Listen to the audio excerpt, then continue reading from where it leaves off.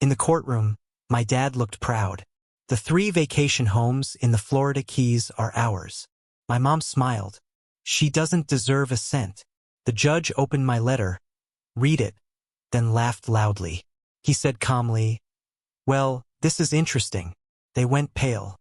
Can you imagine sitting across from your own parents in a courtroom, watching them smile smugly, knowing they've just declared to a judge that everything your beloved grandmother owned, properties worth millions, belongs to them?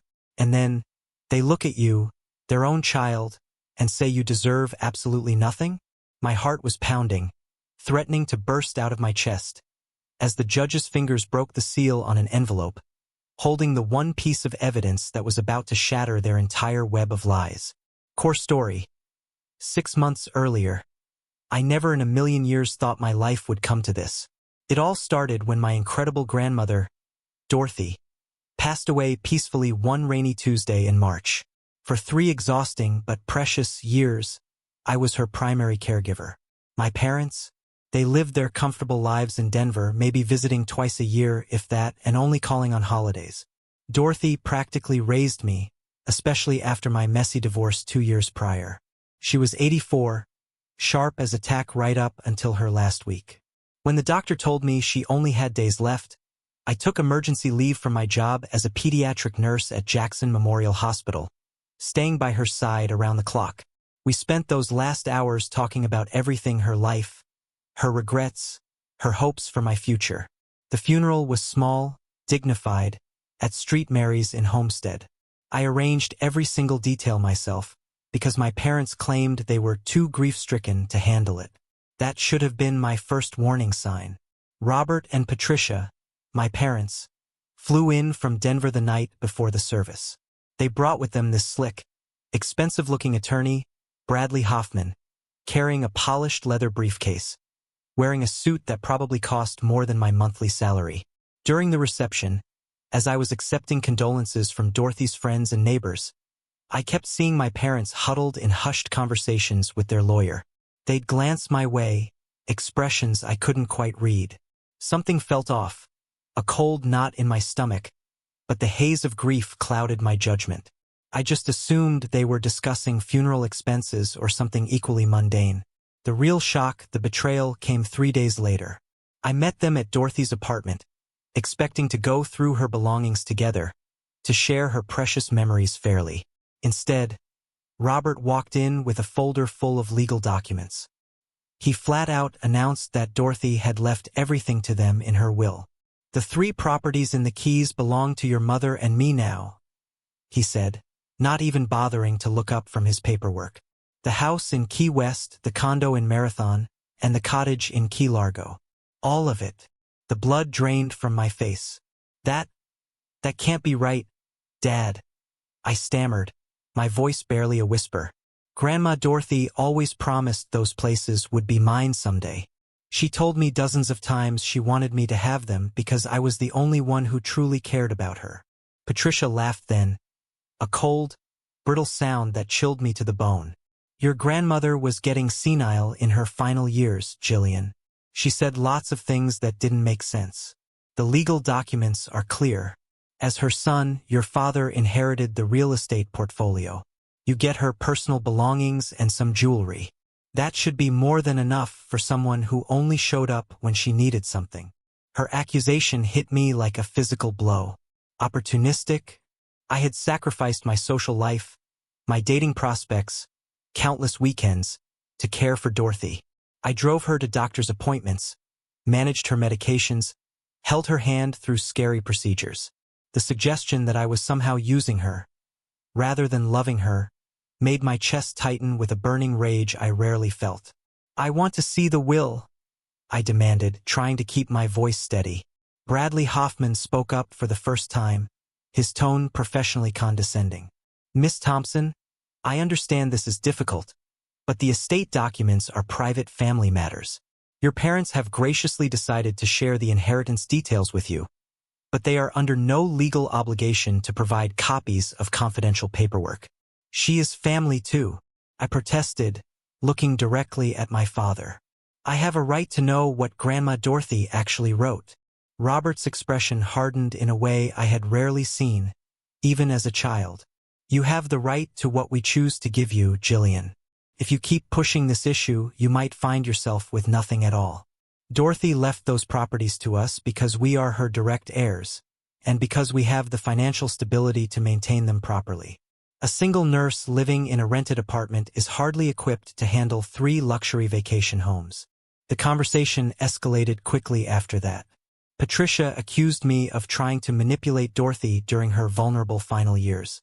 Robert threatened to contest any legal action I might consider. Their lawyer just sat there, silently taking notes, making me deeply uncomfortable. As they prepared to leave with boxes of Dorothy's most valuable possessions, I made one final plea. Please, I begged. Just let me see a copy of the will. That's all I'm asking. I need to know that this is really what she wanted. Robert turned back at the door, his face set in stone. If you pursue this matter legally, Jillian, you will lose more than just an inheritance. You will lose your family completely. Is that really what you want? The threat was clear, and it hurt, deeply. But as I stood alone in Dorothy's empty apartment that evening, surrounded by the few personal items they'd left me, something just didn't add up. Dorothy had been incredibly specific about her plans for those properties. She'd shown me architectural sketches for renovations she wanted me to make. She'd discussed rental income projections and maintenance schedules. Most importantly, she'd made me promise to use the properties to help families with special needs children, something she was passionate about after volunteering with disabled veterans for decades. That night, unable to sleep, I started examining the documents my parents had shown me more carefully.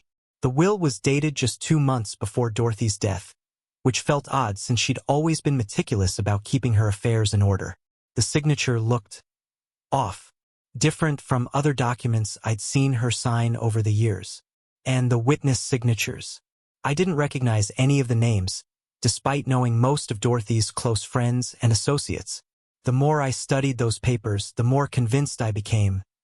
Something was terribly, terribly wrong. My parents hadn't just inherited Dorothy's properties through normal legal channels. They had manipulated the situation, with a calculated precision that suggested months of planning, to ensure I received nothing. The realization that my own parents had potentially defrauded both me and Dorothy's memory filled me with a rage I had never experienced before. But it also gave me something else: determination. If they thought their intimidation tactics would make me back down, they were about to discover just how wrong they could be. The next morning, I called in sick to work and drove straight to Dorothy's retirement community in Coral Gables. If I was going to uncover the truth, I needed to start with the people who knew her best in her final months. Dorothy had lived at Sunset Manor for 5 years and had developed close friendships with several residents and staff members. My first stop was Helen Martinez, Dorothy's closest friend and next-door neighbor. Helen was 79, originally from Cuba, with the kind of sharp memory that made her an excellent witness to recent events. She invited me into her apartment, which was decorated with family photos and smelled wonderfully of Café Cubano. "I have been waiting for you to come see me," Helen said, gesturing for me to sit on her floral sofa. I was at Dorothy's funeral, but there were too many people to talk privately. "I have things to tell you that your parents will not want you to hear." My pulse quickened. "What kind of things, Mrs. Martinez?" Helen poured me coffee in a delicate china cup and settled into her favorite rocking chair. "Your grandmother was furious with Robert and Patricia for the last 2 years of her life. She said they only called when they needed money and never visited unless they wanted something. She was heartbroken that her own son cared so little about her well-being. This matched my own observations, but I needed more concrete information. Did she ever talk about her will or her plans for the properties?" "Every week. Sometimes every day," Helen replied emphatically. Dorothy updated her will in January, just 2 months before she died. She was very proud and excited about it. "She told me she was leaving everything to you because you were the only family member who showed genuine love and care. She said the Florida properties would let you build the life you deserved after everything you had been through." My heart began racing. She updated her will in January? "Are you absolutely certain about that timing?" Helen nodded vigorously. "Absolutely certain. I remember because she asked me to be a witness when she signed the papers. Dr. Barnes was there too. We both watched her sign multiple documents in her bedroom on a Saturday afternoon. She was completely alert and made jokes about finally doing something that would shock Robert and Patricia. This was completely different from what my parents had told me. According to their version, Dorothy had written her will months earlier, leaving everything to them. Helen's account suggested Dorothy had deliberately disinherited my parents in favor of me. Mrs. Martinez, do you remember what happened to those documents after Dorothy signed them? Helen's expression became serious, slightly conspiratorial. She hid them in her bedroom Bible, the big leather one her mother gave her decades ago. Dorothy said she didn't trust banks or lawyers with something so important. She wanted to keep the real will where only family would think to look, but where Robert couldn't find it if he came searching through her papers early. My hands started trembling as the implications hit me. If Helen was telling the truth, then the will my parents had presented was either fake or an earlier version that Dorothy had deliberately replaced. The real will, the one that left everything to me, might still be hidden in Dorothy's belongings. Did my parents ever visit during those final months? I asked. Helen scoffed dismissively. Visit? They called twice that I know of. Both times asking Dorothy to send them money for various emergencies. A car repair, a medical bill, always something. Dorothy would hang up those calls crying because she realized they only contacted her when they needed financial help. She said it broke her heart to admit that Robert had become a user instead of a son. I spent another hour with Helen, learning details about Dorothy's final months that painted a devastating picture of my parents' neglect. According to Helen, Dorothy had tried repeatedly to connect with Robert and Patricia, sending cards, making phone calls, even offering to pay for them to visit Florida. But they always had excuses and seemed irritated whenever she tried to maintain regular contact. Before leaving, Helen gave me Dr. Samuel Barnes' contact information. He was Dorothy's primary physician and the second witness to her will signing. She also provided the names of 2 other residents who had heard Dorothy talking excitedly about her inheritance plans for me. My next stop was Dorothy's apartment, which my parents had left largely undisturbed. Aside from removing the most obviously valuable items, her jewelry, antique furniture, and first edition books, they had left behind boxes of personal papers, photo albums, and what they probably considered worthless sentimental items. I began searching methodically, starting with Dorothy's bedroom. Her large, leather-bound Bible sat prominently on the nightstand, where it had always been. Dorothy read from it every morning and every evening for as long as I could remember. The Bible was thick and heavy, bound in worn brown leather that had darkened with age and constant use. I opened it carefully, flipping through pages filled with Dorothy's handwritten notes and highlighted passages. At first, I found nothing unusual, but as I reached the Book of Psalms, several folded papers fell out from between the pages. My heart stopped. I recognized Dorothy's careful handwriting on legal-sized documents. The first paper was titled, Last Will and Testament of Dorothy Marie Thompson, dated January 15th of this year. The signature was unmistakably Dorothy's, with the distinctive flourish she always added to the final letter of her name. Below her signature were 2 witness signatures, Helen Martinez and Dr. Samuel Barnes, with their addresses and the date clearly marked. As I read through the will's provisions, tears began streaming down my face. Dorothy had left me not just the 3 Florida properties, but also her entire savings account, her investment portfolio, and her life insurance policy. The will specifically mentioned that she was disinheriting Robert Thompson due to years of neglect and financial exploitation of his elderly mother. She had also included a handwritten note explaining that I was the only family member who had shown genuine love and care during her final years. But the most shocking discovery was a second document, a letter addressed to me personally, also in Dorothy's handwriting. The letter detailed her growing awareness that Robert had been manipulating her finances, and her fear that he would try to steal her inheritance from me after her death. She had written detailed instructions for me to contact Helen and Dr. Barnes if anything seemed suspicious about the estate proceedings. The letter ended with words that made me sob. Jillian, you have been more of a daughter to me than Robert was ever a son. You sacrificed your young life to care for an old woman, and you never asked for anything in return except my love.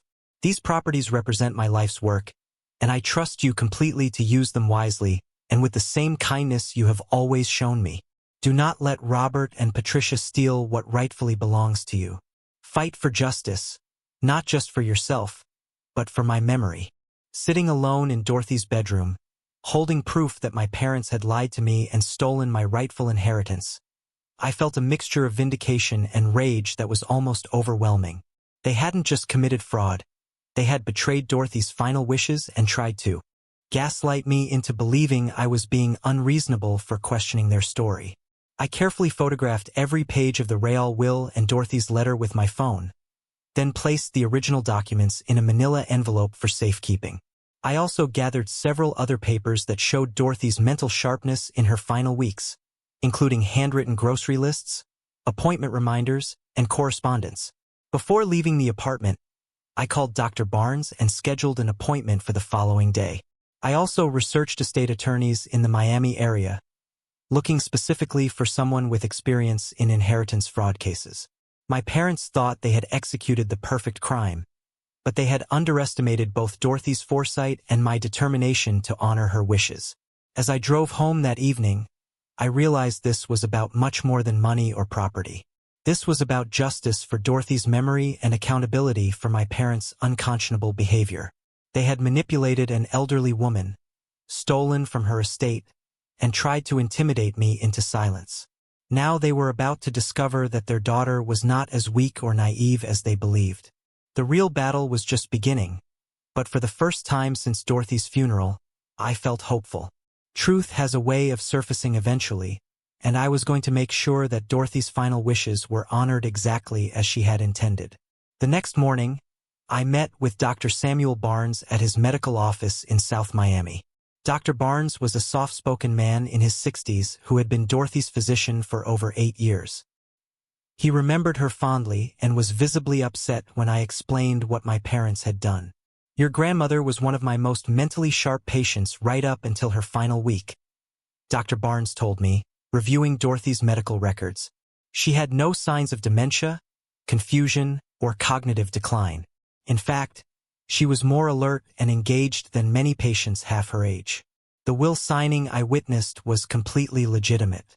Dorothy knew exactly what she was doing and why she was doing it. Dr. Barnes provided me with copies of Dorothy's medical records from her final 6 months, which clearly documented her mental competency.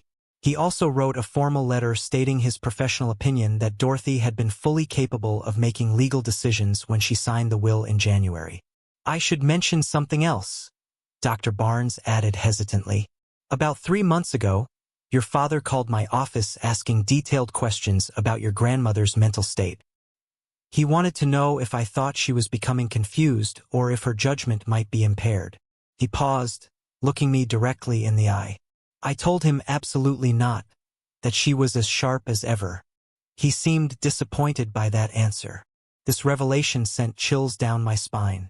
Robert had been laying groundwork for his fraud attempt months in advance, trying to establish grounds for claiming Dorothy was mentally incompetent when she disinherited him. The premeditation made their betrayal even more calculated and cruel. Armed with medical documentation of Dorothy's competency, I contacted Maria Rodriguez, an estate attorney who specialized in inheritance fraud cases. Maria had excellent reviews and a reputation for aggressive advocacy on behalf of defrauded heirs. Her office was in downtown Miami, and she agreed to meet with me that afternoon for an emergency consultation. Maria was a sharp-eyed woman in her 40s who listened intently as I explained the situation and presented all the evidence I had gathered. She examined Dorothy's authentic will, Helen's witness statement, Dr. Barnes' medical records, and the forged documents my parents had presented. This is a clear case of estate fraud, Maria said without hesitation. Your parents forged a will and are attempting to steal property that legally belongs to you. But I suspect this goes deeper than just document forgery. Let me run some financial investigations before we proceed with legal action. Over the next 2 weeks, Maria's team conducted a thorough analysis of Dorothy's financial accounts and discovered a pattern of abuse that shocked even me. The investigation revealed that Robert and Patricia had convinced Dorothy to give them power of attorney years earlier, claiming they needed it for emergency medical decisions if she ever became incapacitated. Instead of using the power of attorney responsibly, they had systematically withdrawn money from Dorothy's savings account for their personal use. Bank records showed regular transfers of $2,000 to $3,000 every few months, always accompanied by emotional phone calls where Robert claimed to have financial emergencies that required immediate help. The stolen money had funded luxury vacations to Europe and California, a new BMW for Patricia, and expensive home renovations in Denver. During the same period, Dorothy had been carefully budgeting her own expenses and even skipping some medical treatments because she thought she couldn't afford them. They stole over $50,000 from your grandmother over 2 years, Maria explained, showing me the detailed financial analysis. But the most egregious theft occurred just days before her death. Maria then presented evidence that was even more disturbing than the systematic financial abuse.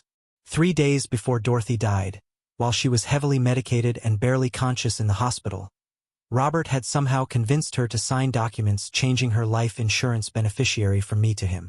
The hospital records showed that Dorothy was receiving strong pain medications and was drifting in and out of consciousness during those final days. The nurse's notes indicated she was often confused about where she was and had difficulty recognizing visitors. Yet somehow, Robert claimed she had been alert enough to make major financial decisions about her life insurance policy. "This is elder abuse at its worst," Maria said angrily. "They manipulated a dying woman for financial gain.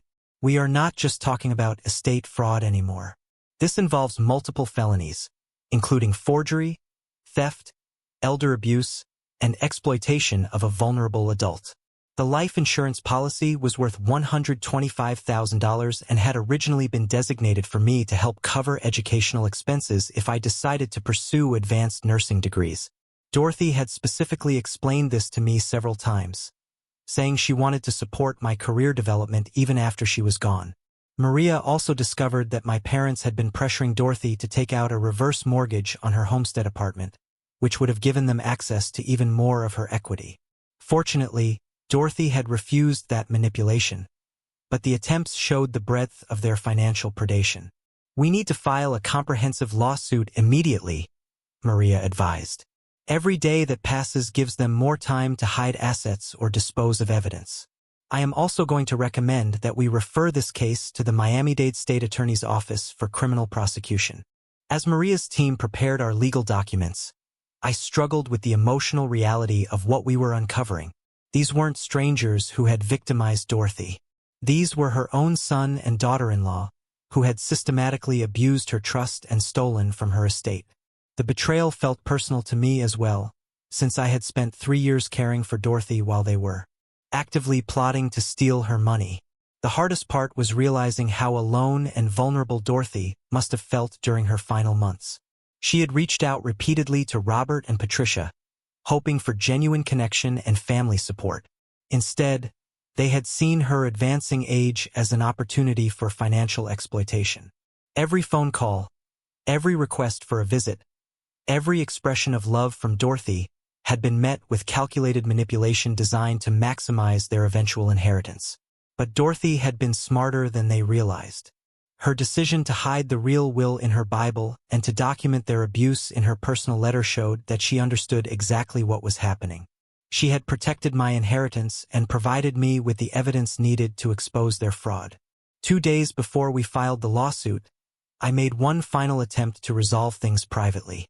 I called Robert and Patricia, hoping that confronting them with evidence might convince them to return Dorothy's property voluntarily and avoid the public embarrassment of a court battle.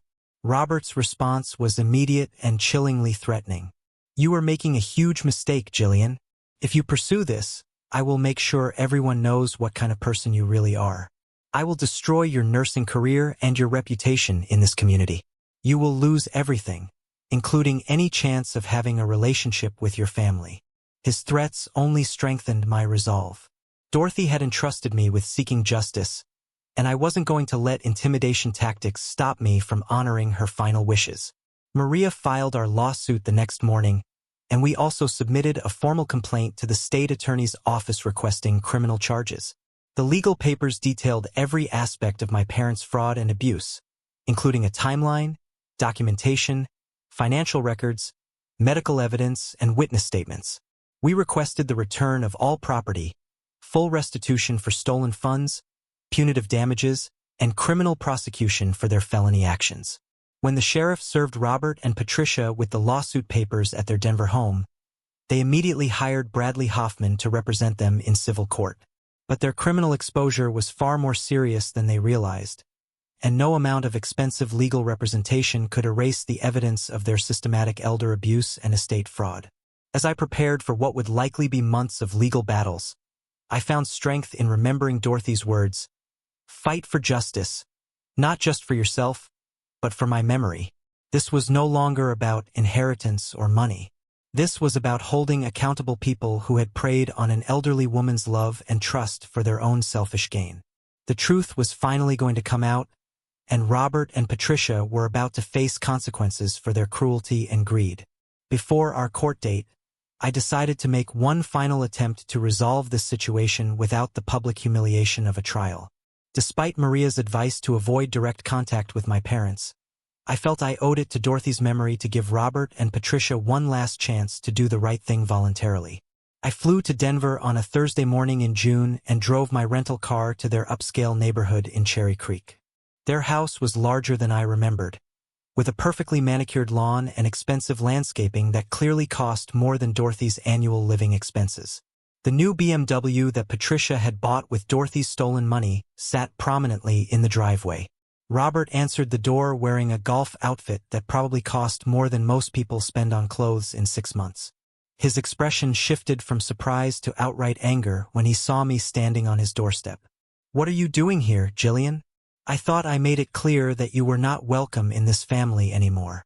"I came to give you one last opportunity to return what belongs to me and avoid a very public trial," I replied calmly. "I have evidence that Dorothy left everything to me in her real will, and I have proof that you forged documents to steal my inheritance."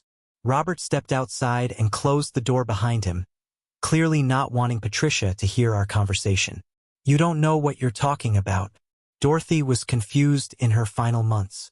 She changed her mind about a lot of things. I pulled out copies of the authentic will and handed them to him. "This is Dorothy's real will, dated January 15th, witnessed by Helen Martinez and Dr. Barnes. It leaves everything to me and specifically disinherits you for financial exploitation. I also have bank records showing you stole over $50,000 from her accounts." Robert's face turned pale as he scanned the documents. For a moment, I actually thought he might admit the truth and agree to return the stolen property. Instead, his expression hardened into something I had never seen before. Pure rage mixed with desperate calculation. "This is garbage," he spat, tearing up the copies and throwing them onto his meticulously manicured lawn. "You forged these papers because you can't accept that Dorothy chose family loyalty over your manipulation." His reaction was so over the top that I knew he was panicking. "Dad, I have the original documents, witness statements, medical records, and bank statements.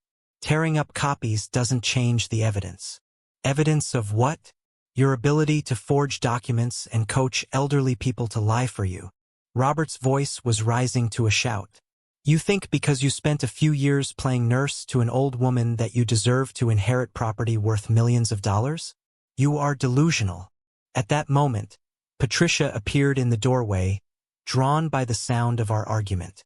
She was wearing designer workout clothes and jewelry that cost more than my annual salary. Her face showed the same mixture of rage and panic I had seen in Robert. "Why is she here?" Patricia demanded. "I thought you told her to stay away from us." "She's trying to extort money from us with fake legal documents," Robert replied, not even looking at her. "She thinks we're going to hand over Dorothy's properties because she has some forged paperwork." I turned to Patricia, hoping she might be more reasonable than Robert. "Patricia, I know you both stole Dorothy's money and forged her will. I have proof of everything. I'm giving you one chance to return what rightfully belongs to me before this becomes a public court battle." Patricia's laugh was bitter and cruel. You've always been Dorothy's favorite little princess, haven't you? She gave you everything while treating her actual son like garbage. Do you have any idea what it was like to watch her shower you with attention and money while ignoring her own family? Her words revealed a depth of resentment I had never suspected. Dorothy didn't ignore you. She called you constantly and invited you to visit. You were the ones who were always too busy unless you needed something. Too busy working and building a life while you played the devoted granddaughter when it was convenient. Patricia shot back. Dorothy paid for your nursing school, helped you through your divorce, gave you a car when yours broke down. What did we ever get except lectures about responsibility and criticism about our lifestyle choices? The conversation was escalating beyond anything I had anticipated. Robert stepped closer to me, his expression becoming truly threatening. You want to know the truth, Jillian? We planned this for 2 years. We knew Dorothy was getting old and that she had valuable property. We made sure we were positioned to inherit everything because we deserved compensation for years of being overlooked in favor of you. I couldn't believe he was actually confessing to premeditated fraud. You planned to steal from your own mother? We planned to claim what should have been ours all along, Patricia interjected. Dorothy owed us for decades of being disappointed in Robert, for constantly comparing him to other people's children, for making us feel like failures while treating you like some kind of saint. Their resentment was deeper and more toxic than I had imagined. This wasn't just about money. It was about years of perceived slights and jealousy that had festered into criminal behavior. So, you decided to steal from an elderly woman as revenge for your hurt feelings? I asked incredulously. Robert stepped even closer, close enough that I could smell alcohol on his breath despite it being barely noon. We decided to take control of our own inheritance before Dorothy could give it all away to someone who didn't deserve it. You think you are owed those properties because you spent some weekends visiting? We are her blood relatives. We had a right to protect our interests by forging documents and stealing her money. Patricia's voice turned vicious. By doing whatever was necessary to prevent you from manipulating a vulnerable old woman out of property that belonged in the family bloodline. The irony was staggering. They were accusing me of manipulation while admitting to years of calculated fraud and theft. Their sense of entitlement was so complete that they genuinely believed they were victims rather than perpetrators. I am going to give you one final choice, I said, backing toward my car as Robert continued to move closer. Return the properties and the money you stole, or face the consequences in court and possibly in criminal prosecution. Robert's response was to grab my arm, forcefully enough to leave bruises. You are not going anywhere until we settle this. You are going to destroy those fake documents and drop this ridiculous lawsuit, or I am going to make your life so miserable that you will wish you had never been born. I jerked my arm free and ran to my rental car, genuinely afraid that Robert might become physically violent. As I started the engine, Patricia screamed from the driveway, "You ungrateful little bitch! After everything this family has done for you, this is how you repay us. You are going to regret crossing us." Driving away from their house, my hands were shaking with a combination of adrenaline and rage. Any lingering doubt I might have had about pursuing legal action had evaporated completely. Robert and Patricia had not only admitted to fraud, but they had threatened me physically and made it clear they felt completely justified in their criminal behavior. Their sense of entitlement and complete lack of remorse showed me that they would never voluntarily return Dorothy's property or acknowledge the harm they had caused. They viewed themselves as victims of Dorothy's favoritism toward me rather than as adults who had chosen to neglect their elderly mother and then steal from her estate. The flight back to Miami gave me time to process what had happened and to prepare mentally for the court battle ahead. Robert and Patricia had shown their true character, and now it was time for them to face the legal consequences of their choices. Dorothy had been right to disinherit them. They had proven themselves unworthy of her love, her trust, and her legacy. Now it was up to me to make sure that justice prevailed, and that Dorothy's final wishes were honored despite their attempts to subvert them. The trial began on a sweltering Monday morning in August at the Miami-Dade County Courthouse. Judge William Thompson's courtroom was smaller than I had expected, with dark wood paneling and fluorescent lighting that cast harsh shadows across the rows of benches. I sat with Maria Rodriguez at the plaintiff's table, trying to calm my nerves as we reviewed our opening strategy one final time. Robert and Patricia entered the courtroom looking like they were attending a country club event rather than facing fraud charges. Patricia wore an expensive navy blue dress with matching shoes and carried a designer handbag that probably cost more than my monthly rent. Robert had on a perfectly tailored charcoal gray suit with a silk tie and gold cufflinks. Their attorney, Bradley Hoffman, looked equally polished and confident as he arranged his materials at the defense table. Judge Thompson was a distinguished man in his early 60s, with silver hair and sharp blue eyes that seemed to miss nothing. He had a reputation for being fair but no nonsense, and Maria had warned me that he did not tolerate dishonesty or manipulation in his courtroom. Bradley Hoffman stood to deliver his opening statement with the smooth confidence of someone accustomed to expensive litigation. He painted a picture of Dorothy as an elderly woman whose judgment had become impaired in her final months, making her susceptible to manipulation by a granddaughter who had isolated her from her loving son and daughter-in-law. Dorothy Thompson was vulnerable and alone during her final years, Hoffman argued. My clients, Robert and Patricia Thompson, live in Denver and were unable to visit as frequently as they would have liked due to work obligations and financial constraints. Miss Jillian Thompson took advantage of this geographical separation to insert herself as the primary caregiver and systematically turn Dorothy against her own son. Hoffman's narrative was skillfully crafted, but completely false. He claimed that Dorothy had written her while leaving everything to Robert months before her death, when she was still thinking clearly. According to his version, the documents Jillian presented were either forged or represented Dorothy's confused ramblings during her final weeks, when she was not mentally competent to make legal decisions. The evidence will show that Dorothy Thompson made a thoughtful and legally binding decision to leave her estate to her son, who had been her faithful supporter for decades. Miss Jillian Thompson's claims of a later will are a desperate attempt to overturn her grandmother's legitimate wishes through fraudulent documentation. When Maria stood to deliver our opening statement, she took a completely different approach. Rather than making sweeping claims, she methodically outlined the evidence we would present. Bank records, medical documentation, witness testimony, and handwriting analysis that would prove Dorothy's authentic will had been replaced with a forgery. Ladies and gentlemen, this case is about a calculated fraud perpetrated against an elderly woman by her own son and daughter-in-law. They abused her trust, neglected her well-being, and then forged documents to steal an inheritance that rightfully belonged to the plaintiff. Maria's tone was calm and factual, which made her accusations even more powerful. She promised to present evidence that would prove Dorothy was mentally sharp when she wrote her authentic will, that Robert and Patricia had been neglecting her for years, and that they had planned their inheritance theft well in advance. The first day of testimony began with character witnesses. Helen Martinez took the stand wearing her best dress and speaking with the dignity of someone who had lived through real hardship and understood the difference between right and wrong. She testified about Dorothy's mental sharpness, her excitement about updating her will, and her heartbreak over Robert's neglect. Dorothy was as smart as any person I have ever known, Helen said firmly. She read newspapers every day, did crossword puzzles, balanced her own checkbook, and remembered every detail about her friends and family. When she signed that will in January, she knew exactly what she was doing and why she was doing it.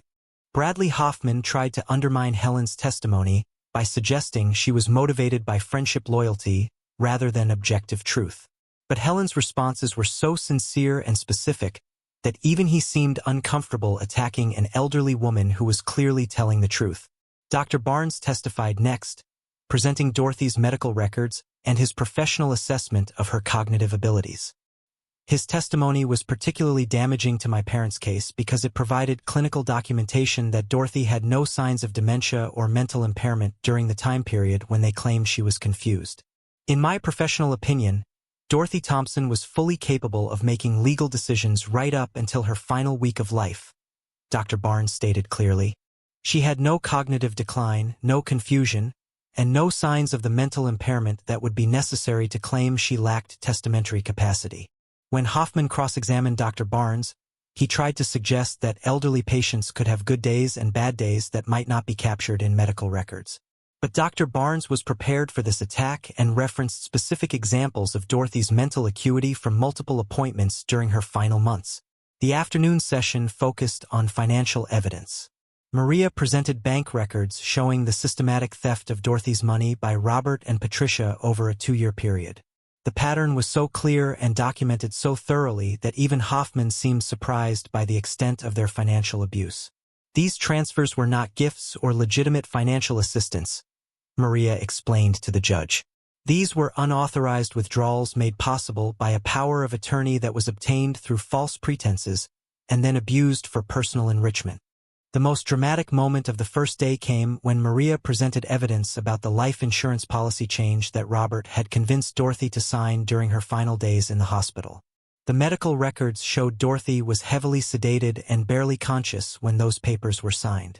This represents elder abuse at its most despicable level, Maria stated, her voice full of righteous anger. Taking advantage of a dying woman's vulnerability to steal money that was intended for her granddaughter's education. Judge Thompson examined the life insurance documents carefully, and I could see his expression grow more serious as he reviewed the timeline. When he looked up at Robert, his disapproval was obvious, even though he maintained judicial neutrality. The first day ended with Hoffman calling Robert to testify on his own behalf. Robert took the stand with confidence, presenting himself as a loving son who had been unfairly accused by a vindictive granddaughter. He testified that Dorothy had always intended to leave her estate to him as her direct heir, and that all financial transactions had been legitimate gifts or assistance, requests from Dorothy herself. My mother was generous with her money throughout her life, Robert testified. When she offered to help us with expenses or emergencies, we accepted gratefully because that was her way of showing love to her family.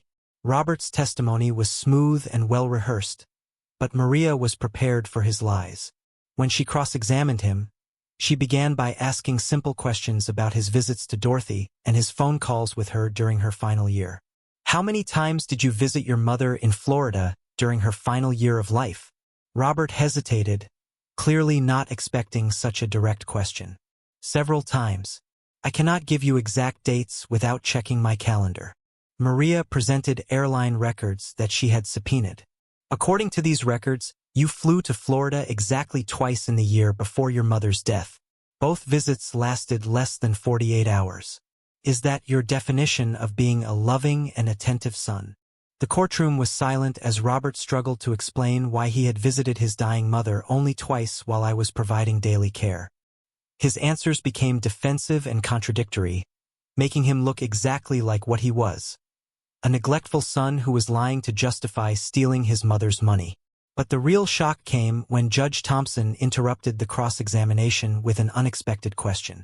Mr. Thompson, may I examine the will documents that form the basis of your inheritance claim? Hoffman handed the forged will to the judge, who studied it carefully for several long minutes. The courtroom was completely quiet as Judge Thompson examined the signature and witness information. Finally, Judge Thompson looked up with an expression that sent chills through my parents' legal team. This is very interesting, he said quietly. I knew Dorothy Thompson personally for over 30 years through various charity organizations in South Florida. I am quite familiar with her handwriting. The color drained from Robert's face as the implications became clear. Judge Thompson was not just reviewing the case objectively. He had personal knowledge of Dorothy and could identify forgeries based on his own experience with her authentic writing. We will continue this examination tomorrow, Judge Thompson announced. Court is adjourned. As we left the courthouse that evening, Maria was cautiously optimistic about our progress. But I could see that my parents were beginning to panic. Their confident facade was cracking as they realized that their carefully planned fraud was being exposed piece by piece. The real fireworks would come the next day when Judge Thompson revealed exactly what he had discovered about their forged documents. The second day of trial began with an atmosphere of tension that was almost suffocating. Judge Thompson entered the courtroom carrying a large folder and wearing the expression of someone who had spent considerable time analyzing evidence overnight. My parents sat rigidly at the defense table, and I noticed that Patricia's hands were trembling slightly as she pretended to review documents. Judge Thompson addressed the courtroom before testimony resumed. After examining the will documents presented by the defense, I have some questions that need to be answered before we proceed. Mr. Hoffman, I would like you to call Robert Thompson back to the witness stand. Robert looked pale but confident as he took his oath again. He clearly believed that his polished demeanor and expensive legal representation would carry him through any challenges to his story. Judge Thompson opened the folder and removed several documents. Mr. Thompson, you have testified that your mother signed this will, leaving you her entire estate. You have also testified that she did this because she trusted you to handle her affairs responsibly. Is that correct? Yes, Your Honor. My mother knew that Patricia and I had the financial stability and experience to manage her properties properly. Judge Thompson nodded and then dropped a bombshell that changed everything. Mr. Thompson, I personally knew your mother for over 30 years.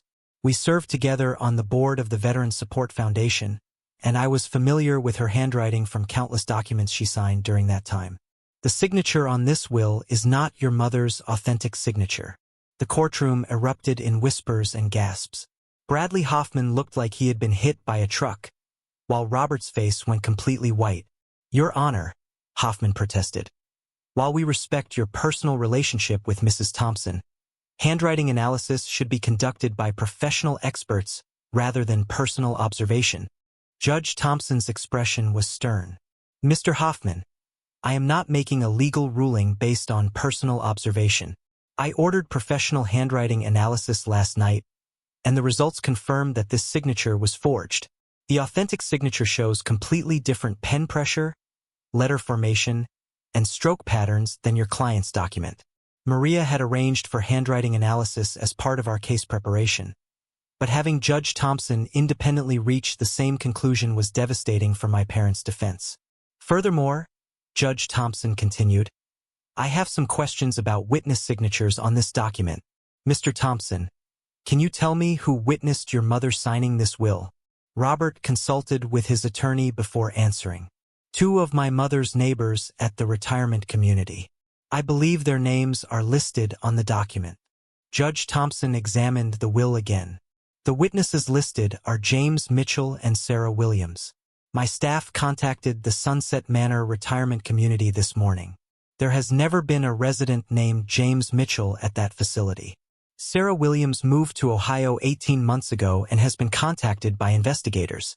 She states that she never witnessed your mother signing any legal documents and that her signature on this will is a forgery. The revelation hit the courtroom like a thunderbolt. Not only had Robert forged Dorothy's signature, but he had also forged the witness signatures required for a valid will. This was not a simple family dispute over inheritance. This was systematic document fraud. Bradley Hoffman requested a brief recess to consult with his clients, and I could see him having a heated, whispered conversation with Robert and Patricia. When court resumed, Hoffman's strategy had completely changed. Your Honor, my clients would like to withdraw their previous testimony and enter a plea of no contest to the civil charges. They are prepared to return all property and make full financial restitution to Miss Thompson. But Judge Thompson was not finished exposing the depth of their fraud. Mr. Hoffman, I appreciate your client's willingness to cooperate, but we need to complete the evidentiary record for potential criminal referral. Miss Rodriguez, please present your remaining evidence. Maria stood with a stack of documents that represented weeks of investigation. Your Honor, we have evidence that goes far beyond simple will forgery. The defendants engaged in systematic elder abuse, financial exploitation, and fraud over a period of more than 2 years. The first piece of evidence Maria presented was airline and hotel records that she had obtained through subpoena. The records proved that during 3 separate occasions when Robert and Patricia had claimed to be visiting Dorothy in Florida, they were actually vacationing in Las Vegas and California, using Dorothy's stolen money. These records show that on March 15th through 18th, while Mr. Thompson told his mother he was visiting her, he was actually gambling at Caesar's Palace in Las Vegas. Hotel bills show they spent over $4,000 during this trip, money that was withdrawn from Dorothy Thompson's account just days before. The evidence was displayed on a large screen for the entire courtroom to see. Credit card receipts showed expensive meals, casino gambling, and luxury hotel accommodations, all funded by money stolen from Dorothy's savings. On May 2nd through 6th, while Dorothy Thompson was in the hospital for pneumonia treatment, the defendants told her they could not visit because of work obligations. Travel records show they were actually in San Francisco on vacation, staying at the Ritz-Carlton and dining at expensive restaurants. Each piece of evidence painted a picture of callous disregard for Dorothy's well-being, while she was struggling with health problems and longing for family support. Robert and Patricia were using her money to fund luxury vacations and lying about their whereabouts. The most damning evidence came from phone records that showed the pattern of their manipulation. Dorothy had called Robert repeatedly during her final months, often leaving voicemail messages begging him to visit or at least call her back. The phone logs showed that Robert rarely answered her calls and often went weeks without returning her messages. On Dorothy Thompson's final day alive, when she was calling family members to say goodbye, phone records show she attempted to reach Robert Thompson 6 times. He was in Las Vegas during this time period and never answered his phone. Dorothy Thompson died alone because her son chose gambling over spending her final hours with her. The courtroom was completely silent as the full scope of Robert and Patricia's cruelty became clear. They hadn't just stolen Dorothy's money. They had abandoned her emotionally during the most vulnerable time of her life. Maria presented additional evidence showing that Robert had convinced Dorothy to change her life insurance beneficiary while she was heavily sedated and barely conscious in the hospital. Medical records proved that Dorothy was receiving morphine and other medications that impaired her cognitive abilities when those documents were signed. This represents the most despicable form of elder abuse, Maria stated, taking advantage of a dying woman's medicated state to steal money that was intended for her granddaughter's education. The insurance policy documents were clearly signed by someone with impaired motor control. Dorothy's normally neat signature was shaky and incomplete, showing that she was not in any condition to make financial decisions. Judge Thompson examined each piece of evidence carefully, and his expression grew more disapproving with every revelation. When Maria finished presenting the evidence, he addressed my parents directly. Mr. and Mrs. Thompson, I have been on this bench for 22 years, and I have rarely seen such systematic and callous elder abuse. You manipulated a vulnerable elderly woman, stole her money, abandoned her emotionally, and then attempted to defraud her estate through document forgery. Your behavior represents a level of greed and cruelty that is both shocking and unconscionable. Patricia began crying, but whether from remorse or fear of consequences was unclear. Robert sat silently, apparently realizing that their situation was hopeless. Bradley Hoffman stood to address the court. Your Honor, my clients acknowledge their mistakes and are prepared to make full restitution. They request the court's mercy in resolving this matter civilly rather than pursuing criminal charges. But Judge Thompson's expression made it clear that mercy was not something he was inclined to offer. Mr. Hoffman, this case involves multiple felonies, including forgery, theft, elder abuse, and exploitation of a vulnerable adult. I am required to refer this matter to the State Attorney's Office for criminal prosecution, regardless of any civil settlement. The revelation that criminal charges were inevitable hit my parents like a physical blow. Patricia's crying became louder, and Robert finally showed the first signs of genuine panic. Maria concluded our presentation by reading portions of Dorothy's personal letter that explained her reasoning for disinheriting Robert and leaving everything to me. Dorothy's words, from beyond the grave, were a powerful testament to the love and care I had shown her versus the neglect and exploitation she had suffered from her own son. As the court session ended, Judge Thompson announced that he would issue his ruling the following morning. But the outcome was no longer in doubt. The evidence of fraud and elder abuse was overwhelming, and my parents' lies had been exposed completely. Walking out of the courthouse that evening, I felt a mixture of vindication and sadness. Justice was finally going to be served, but the process had revealed just how cruel and selfish my parents truly were. Dorothy had been right to protect her estate from their greed, and now her wishes were going to be honored exactly as she had intended. The final day of trial arrived with the weight of inevitability. Judge Thompson entered his courtroom that Friday morning, carrying a thick folder of legal documents and wearing the expression of someone who had spent considerable time crafting a comprehensive ruling. The gallery was fuller than it had been during the previous sessions, with several local reporters present to cover what had become a notable case of family fraud and elder abuse. Robert and Patricia sat at the defense table looking defeated and frightened. Patricia clutched a tissue box and kept glancing nervously toward the exit, as if considering whether she could somehow escape the consequences that were about to be delivered. Robert stared straight ahead with the hollow expression of someone who finally understood that his carefully planned crime had failed completely. Judge Thompson began his ruling by addressing the evidence that had been presented during the trial. His voice was measured but carried an underlying current of controlled anger that made every word feel significant. In over 2 decades on this bench, I have presided over numerous estate disputes, many involving family members who disagree about inheritance matters. However, this case represents something far more serious than a typical inheritance disagreement.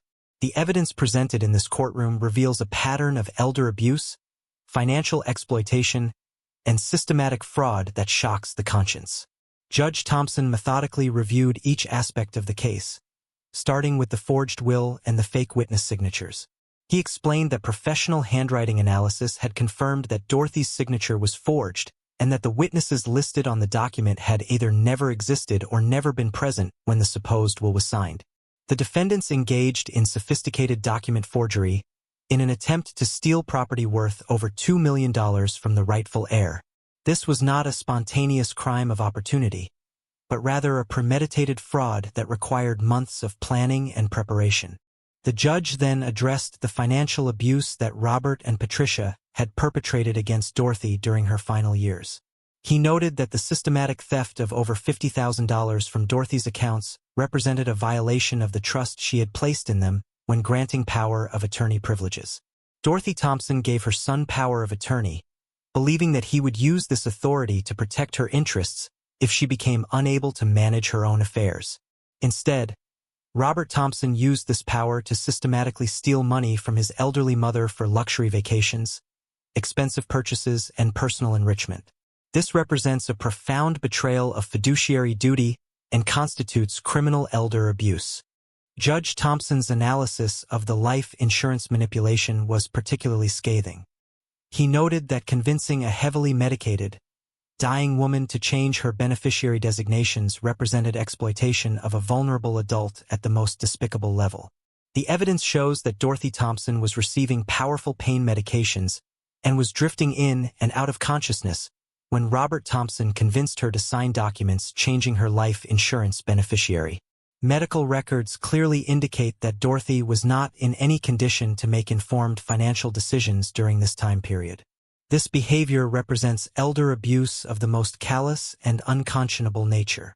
The judge then addressed the authentic will that Dorothy had hidden in her Bible and the personal letter she had written explaining her decision to disinherit Robert in favor of leaving everything to me. Dorothy Thompson was mentally sharp and fully capable of making legal decisions when she wrote her authentic will in January. The evidence proves conclusively that she intended to leave her entire estate to her granddaughter, Jillian Thompson, who had provided loving care during Dorothy's final years, while her son and daughter-in-law neglected her emotional and physical needs.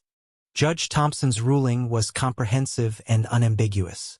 He ordered Robert and Patricia to immediately transfer all property titles to me, including the 3 Florida vacation homes and all associated assets. He also ordered them to pay full restitution for the money they had stolen from Dorothy's accounts, plus additional damages totaling $400,000 for their fraudulent actions. The defendants will pay all attorney fees and court costs associated with this litigation. They are permanently enjoined from challenging this ruling or attempting to claim any portion of Dorothy Thompson's estate in the future. But Judge Thompson was not finished delivering consequences. He announced that he was referring the case to the Miami-Dade State Attorney's Office for criminal prosecution on charges including forgery, theft, elder abuse, exploitation of a vulnerable adult, and perjury. The criminal behavior documented in this case cannot be resolved through civil remedies alone. The defendant's actions warrant criminal prosecution to ensure accountability and to deter similar crimes against elderly victims. The judge also issued a restraining order prohibiting Robert and Patricia from contacting me directly or indirectly, and he ordered them to have no involvement in the management or disposition of any property that had belonged to Dorothy. As Judge Thompson concluded his ruling, Patricia broke down completely, sobbing loudly enough that court security had to escort her from the courtroom. Robert sat in stunned silence, apparently unable to process the magnitude of the consequences he was facing. Bradley Hoffman attempted to request time for an appeal, but Judge Thompson denied the motion, noting that the evidence of fraud was so overwhelming that any appeal would be frivolous and without merit. The defendants engaged in systematic criminal behavior over a period of years. The evidence of their guilt is conclusive and undeniable. This court will not entertain dilatory tactics designed to delay justice for the victim of their crimes. When the formal proceedings concluded, Maria and I met with representatives from the state attorney's office who explained that criminal charges would be filed within the next week. They indicated that the evidence was so strong that plea negotiations would likely focus on prison sentences rather than probation. In the weeks following the trial, the full scope of justice began to unfold. Robert and Patricia were both indicted on multiple felony charges and eventually plea bargained to prison sentences of 18 months each. They were also required to pay substantial fines and were permanently barred from serving as guardians or holding power of attorney for any elderly persons. The property transfers were completed within 30 days of the court ruling. I became the rightful owner of Dorothy's 3 beautiful vacation homes in the Florida Keys, along with her investment accounts and life insurance proceeds. The total inheritance was worth approximately $2.3 million, exactly as Dorothy had intended when she wrote her authentic will. But for me, the financial windfall was less important than the sense of justice and closure. Dorothy's final wishes had been honored despite my parents' attempts to subvert them through fraud and manipulation. Her memory had been vindicated, and her trust in me had been validated by the legal system. 6 months after the trial concluded, I made a decision that I believe would have made Dorothy proud. I renovated the largest of the 3 properties in Key West, transforming it into a vacation rental facility specifically designed for families with special needs children. The house was equipped with wheelchair accessibility, sensory-friendly spaces, and specialized equipment that made it possible for families dealing with disabilities to enjoy a Florida vacation they might not otherwise be able to afford. The second property in Marathon became my personal retreat, a place where I could escape from the demands of my nursing career and remember the woman who had shaped my values and supported my dreams. I kept Dorothy's furniture and personal belongings in this house, creating a living memorial to her kindness and wisdom.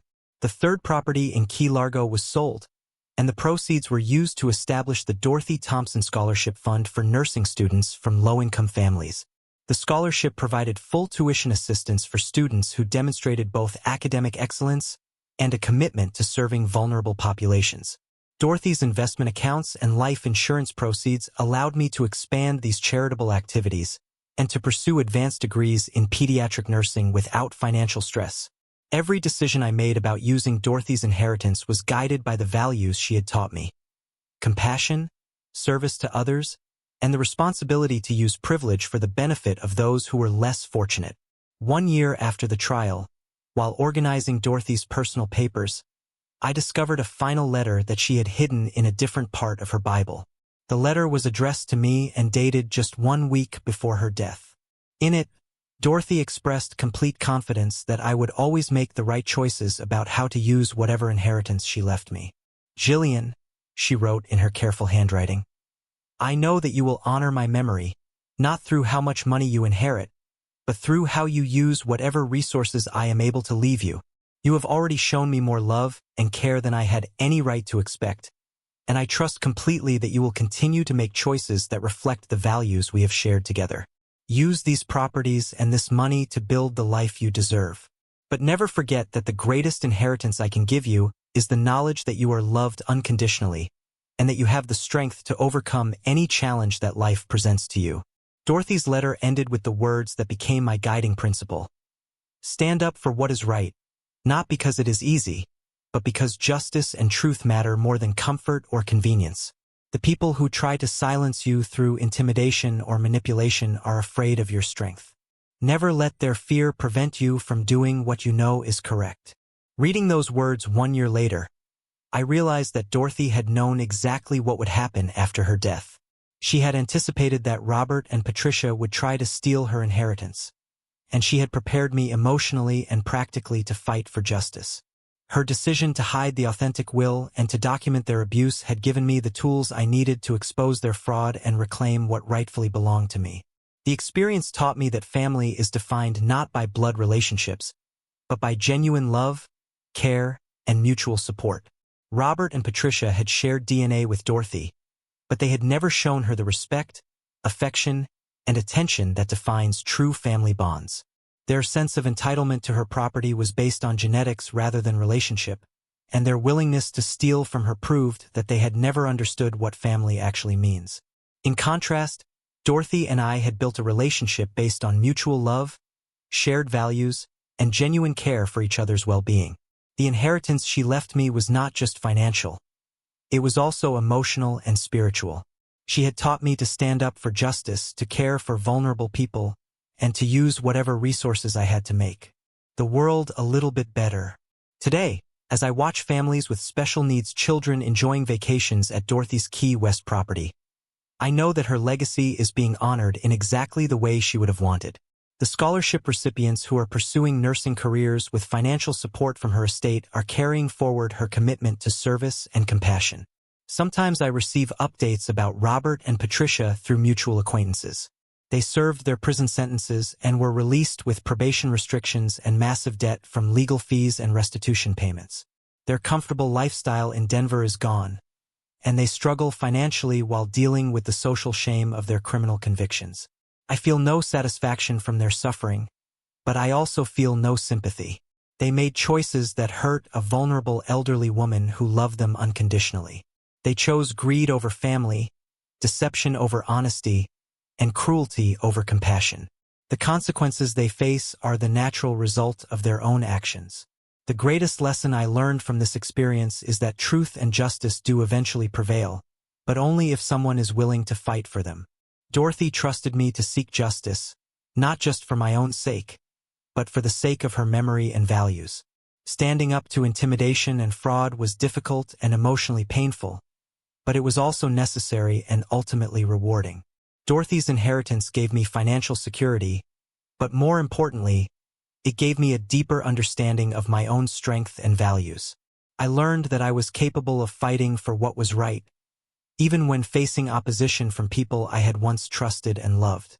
I discovered that doing the right thing often requires courage, persistence, and a willingness to endure temporary hardship for the sake of long-term justice.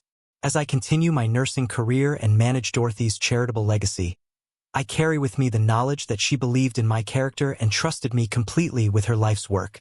That trust is both humbling and empowering, reminding me daily that every choice I make should reflect the values she taught me and the love she showed me. Dorothy Thompson may be gone, but her influence continues through the lives she touches via the vacation rental facility, the scholarship program, and the example she set for standing up to injustice. Her authentic will was more than a legal document. It was a final act of love and faith that continues to change lives years after her death. The court battle that began with forged documents and family betrayal ended with justice served and a legacy preserved. Sometimes the hardest fights are the most important ones. And sometimes the greatest inheritance is the knowledge that someone believed in you enough to trust you with their dreams. Call to action. So, tell me, have you ever had to stand up for what was right, even when it meant confronting people you loved? What would you have done in my place? Share your thoughts in the comments below. I really want to know what you think. Thanks for listening to my story.